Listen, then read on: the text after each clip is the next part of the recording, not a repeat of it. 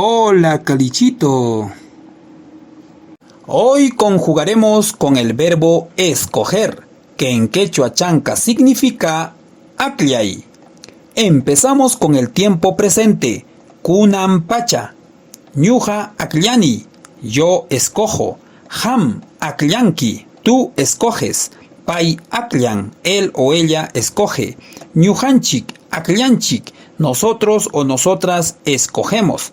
Ñujaiku akllaniku. Nosotros o nosotras escogemos. Hamkuna akllankichik. Ustedes, vosotros o vosotras escogen. Paikuna akllanku. Ellos o ellas escogen. Ahora con el tiempo pasado. Jainapacha. Ñuja akllarjani. Yo escogí. Ham akllarjanki. Tú escogiste. Pai akllarja. Él o ella escogió. Ñujanchik akllarjanchik. Nosotros o nosotras escogimos. Ñujaiku akllarjaniku. Nosotros o nosotras escogimos. Hamkuna akllarjankichik. Ustedes, vosotros o vosotras escogieron. Paikuna akllarjaku. Ellos o ellas escogieron. Por último, con el tiempo futuro. Jayapacha. Ñuja akllasaj. Yo escogeré. Ham akllanki. Tú escogerás.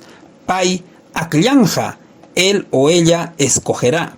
Ñujanchik aklasunchik. Nosotros o nosotras escogeremos. Ñujaiku aklasajku. Nosotros o nosotras escogeremos. Hamkuna akllankichik. Ustedes, vosotros o vosotras escogerán. Paikuna akllanjaku. Ellos o ellas escogerán. Para finalizar, un ejemplo. Ham alljuiki akllanki. Tú escoges a tu perro. No te copio, solo practico. Chao.